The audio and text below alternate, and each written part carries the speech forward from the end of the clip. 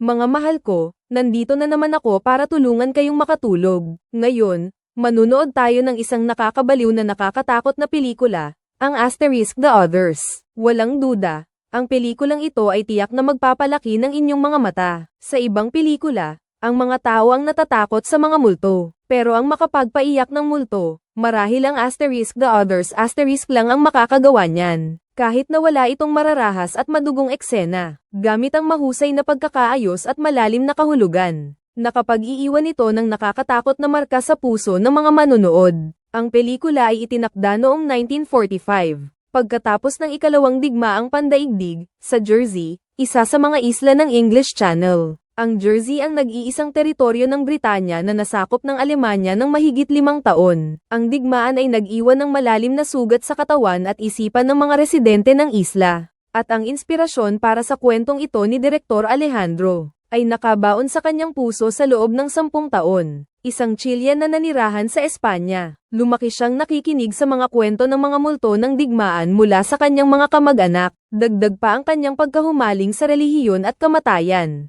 ang nagtulak sa kanyang magdesisyon na gamitin ang isang lumang bahay na pinagmumultuhan upang buksan ang pinakamalalim na takot ng tao. Isinama pa niya maging ang kanyang karanasan noong kabataan niya na pansamantalang nawalan siya ng boses. Sa loob ng pelikula, ang katulong na 1 taon na tahimik dahil sa trauma, ay siya palang pagtatapat niya sa kanyang sarili. Ang pinakamatalino ay sadyang nilinlang niya tayo na hanapin ang multo mula sa pananaw ng mga buhay. Ngunit sa huling 5 minuto, nabunyag ang lahat ng katotohanan. Kaya pala tayo pala ang mga niloko sa buong palabas. Sige, wag nang maraming Saturday. Simula na ng pelikula. Ang bidang babae, si Grace, kasama ang 2 anak niya, ay naninirahan mag-isa sa Jersey Island sa English Channel. Samantalang ang kanyang asawa ay nagtungo sa France para makipaglaban 1 taon at kalahati na ang nakakaraan. Mula noon, wala na siyang balita at hindi na nakabalik pa. Isang araw, bigla na lang siyang nagising mula sa panaginip. Hindi na rin niya matandaan kung pang-ilang panaginip na niya ito ang kanyang asawa. Bigla na lamang may dumating na 3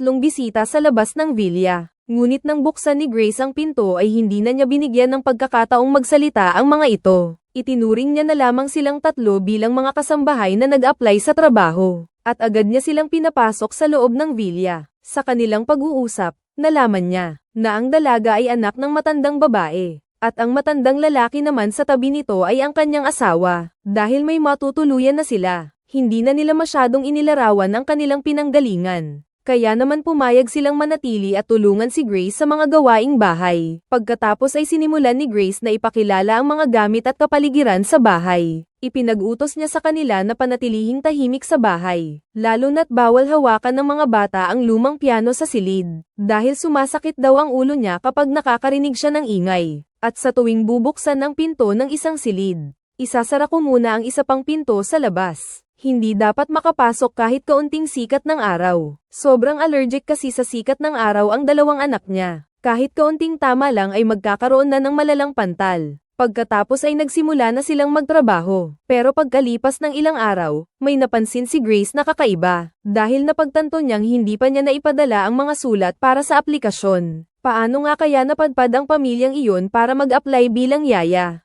Agad na nakahanap si Grace ng 7 tanong kay Aling. Ngunit ang mga sagot ni Aling ay nagbigay sa kanya ng labis na tuwa. Sinabi ni Aling na dati na pala silang nagtatrabaho roon. At napakaganda raw ng lugar na iyon. Noong mga nakaraang araw, dumaan lang daw sila roon para bumati. Di nila inaasahan na nangangailangan pala si Grace ng yaya. Kaya naman, tinanggap na nila ang alok. Naisip ni Grace na dahil dati nang nagtrabaho si Aling doon, kaya hindi na rin tinuloy ni Grace ang pagtatanong, sapagkat mahirap ng mangalap ng mga tao sa lugar na ito. Ngunit hindi niya akalain na may kakaibang mga pangyayari sa bahay nang dumating ang pamilya nila. Unti-unti na ring nagsimula ang mga kakaibang pangyayari sa bahay. Isang araw, paglalabas sana si Grace, nang bigla niyang marinig ang pag-iyak ng kanyang anak sa kwarto. Agad siyang pumasok sa kwarto para tingnan. Ngunit sinabi ng anak niyang lalaki na hindi naman siya umiyak. Ang anak niya kayang babae ang umiiyak. Muli na namang tumakbo si Grace sa kwarto ng anak niyang babae. Ngunit sinabi rin ng anak niyang babae na hindi naman siya umiyak. Isang batang lalaki pala ang umiiyak, si Vit ang pangalan. At sinabi pa na nakatira rin ang pamilya ni Vit sa mansyong ito. Pero paano naman maniniwala si Grace? Bukod kasi sa kanilang pamilya, wala nang ibang tao roon. Pero pinipilit ng anak ko na si Vit ang umiyak kanina. Tapos saan siya nagpunta? Paano siya nakalabas doon? Paano siya nakalabas kung nakalak ang pinto? Nakita niyang bukas ang pinto ng kwarto. Naniniwala si Grace na nakalimutan lang ng yaya ang bilin niya. Pero mariing sinasabi ng anak ko na hindi sila pumasok sa kwartong iyon, kaya imposible ring sila ang nagbukas ng pinto, dahil walang konkretong ebidensya. Minabuti na lang ni Grace na tapusin ang usapan. Lumipas ang oras at naging gabi na. Kumain sa restaurant ang magkapatid. Biglang sinabi ng ate sa kapatid niya na may isa pa silang kapatid na ang pangalan ay si Viet, pero hindi ito pinaniwalaan ng kapatid niya. Sabi pa nito, hindi siya maniniwala hanggat hindi niya nakikita si Viet, kundi multo na lang daw ito. Pero sabi ng ate niya, hindi daw multo iyon. Kasi madalas daw niyang nakikita si Vit na tumatakbo sa kwarto niya paggabi. Para siguro paniwalaan siya ng kapatid niya. Kinabukasan, ginayang ulit ng ate ang kapatid niya. Sabay turo sa bintana, tingnan mo, si Vit ang nagbukas niyan. Laking gulat naman ng kapatid niya. Dali-dali siyang sumiksik sa kumot at nagtago. Pero nang isasara na ng ate niya ang kurtina, bigla na lang itong bumukas na parang may kung anong gumagalaw. Doon na tuluyang natakot ang kapatid. Sinabihan niya ang ate na huwag siyang lokohin dahil natatakot siya. Pero sinabi ng ate na papadampian niya si Vit sa kapatid, para mapatunayan niyang hindi siya nagsisinungaling.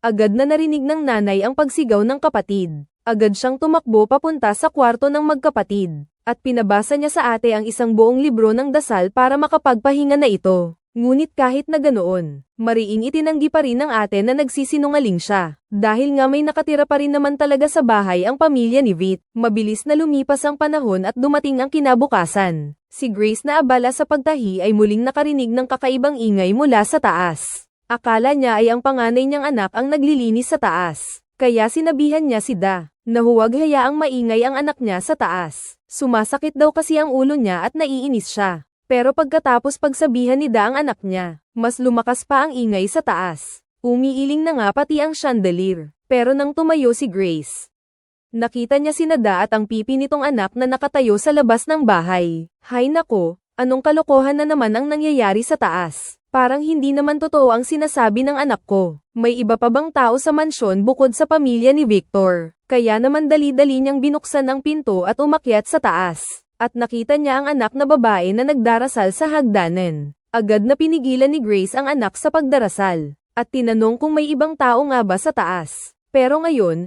iba na ang sagot ng anak niya. Mabilis na umiling at itinanggi. Sinabi sa akin ni Ana kung sino ang may gawa ng ingay. Hindi ko pwedeng sabihin sa mama. Sabihin mo sa akin. Sabi ko nga may tao sa loob ng bahay. Pinaparusahan mo na ako agad sa pagdarasal.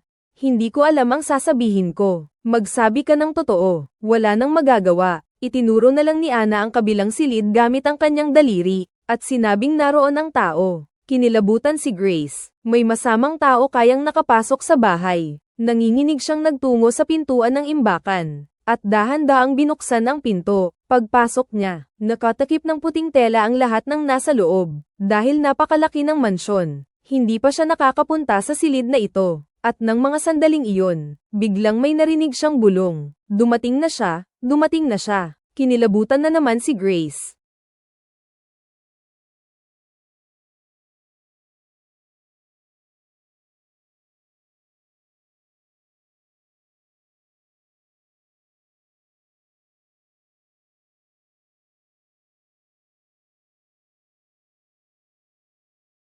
Naramdaman niyang may mali. Dali-daling lumabas ng silid si Grace. Ngunit sinabi sa kanya ng anak na ang mga tao sa loob ay tumakbo sa iba't ibang direksyon. Nabatid niyang hindi nagsisinungaling ang anak. Agad na tinawag ni Grace ang pamilya ni Aling. Kailangan niyang mahanap ang mga ito. Ngunit sinabi ni Aling na baka guni-guni lang iyon ni Grace. Dahil matagal nang hindi naayos ang bahay. Ang mga tubo na ay luma na kaya'y naglalabas ng kakaibang tunog. Ngunit ng mga oras na iyon, inilabas naman ng anak niya ang kanyang mga guhit, at sinabing ang nakita niya ay ang pamilyang nasa guhit. At minarkahan pa niya ang bilang ng beses na nakita niya sila. Nang marinig niya ang anak, hindi na napigilan ni Grace ang sarili. Diretso niyang binuksan ang kahon at kinuha ang baril. Hindi niya hahayaang mapahamak ang mga bata. Pagkatapos, binuksan nila ang lahat ng kurtina sa buong bahay. Pero kahit saan sila maghanap, walang ibang tao. Pero may natuklasan si Grace. Nakakita siya ng maraming retrato at lumang litrato sa atep, lalo na ang mga taong nasa mga litrato. Halos wala ni isa man ang nakamulat ang mga mata sa litrato. At habang iniisip niya ito ng mabuti, lumapit si Da at sinabi kay Grace ang sikreto. Noong unang panahon, kapag may namamatay, ang mga kamag-anak ay nagpapakuha ng litrato sa kanila. Iniisip nila na sa ganoon ay mananatili ang kaluluwa ng mga namatay. At ang album na ito ay isang koleksyon lamang ng mga larawan ng mga yumao. Marahil ay dahil sa hindi magandang tingnan na may mga larawan ng ibang tao sa bahay. Kaya naman pinasunog ni Grace kay Da ang lahat ng mga larawan. Pagkatapos, tinanong ulit ni Grace si Mang Ben kung bakit iniwan ng mga dating may-ari ang malaking bahay na iyon. Ang sabi ni Mang Ben ay dahil sa isang malakas na nakahahawang virus.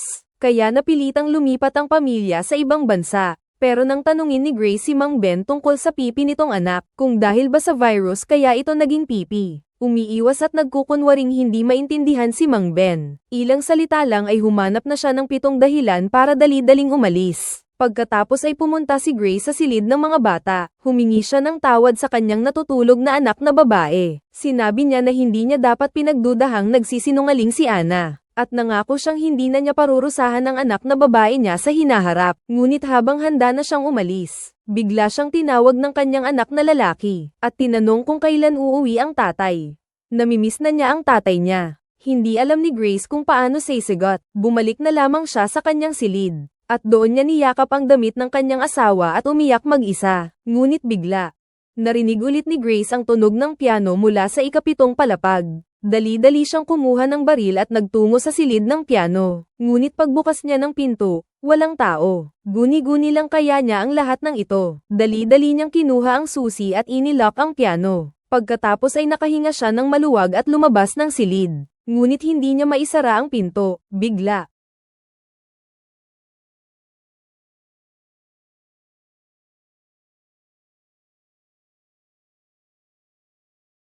nakakatakot. Sobrang nakakatakot. May nagloloko sa loob ng silid ng piano. Dali-dali at malakas na sumigaw si Grace, dalhin ninyo ang susi ng pinto. Ngunit nang pumasok silang dalawa, binuksan ulit ang pianong kakalok lang. Panatag si Grace na nilock niya ang piano. Pero pinainom lang siya ni Dan ng gamot sa sakit ng ulo. Parang alam na niya ang kakaiba sa mansyon na ito. Panay ang sabi ni Grace na may multo sa kwarto. Naniniwala man si Da o hindi sa kanya. Sobrang panatag siya sa loob niya na may multo nga rito. Pero hindi naman siya sinagot ni Da. Sabi niya'y naniniwala siya kay Grace. At ang mundo raw ng mga buhay at ng mga patay ay iisa lang. Ang ibig sabihin, sila at ang mga multo ay nasa iisang bahay na ito. Pero hindi lang nila nakikita ang isa't isa. Pero si Grace ay hindi makapaniwala dahil ang Diyos na kanyang pinaniniwalaan ay hindi hahayaan iyon. Pagsikat pa lang ng araw, si Grace ay pupunta na sa bayan para hanapin ang pari. Gusto kong tawagin ang pari para tulungan kaming mapakalma ang mga multo sa bahay. Pero kakalabas lang niya ng pinto ng bahay. Ngunit ang mag-asawa ay nagsabi ng isang bagay na hindi maipaliwanag. Ngayon, iniisip niyang may multo sa bahay. Ligtas ba siyang palabasin? Huwag kang mag-alala, ang kapal ng hamog, hindi siya lalayo. Tama, makapal nga ang hamog. Tama ka. Oh, kailan kaya tayo hindi matatakpan at makikita ang sikat ng araw? Hintayin natin ang tamang panahon, sir. Hintayin ang panahon.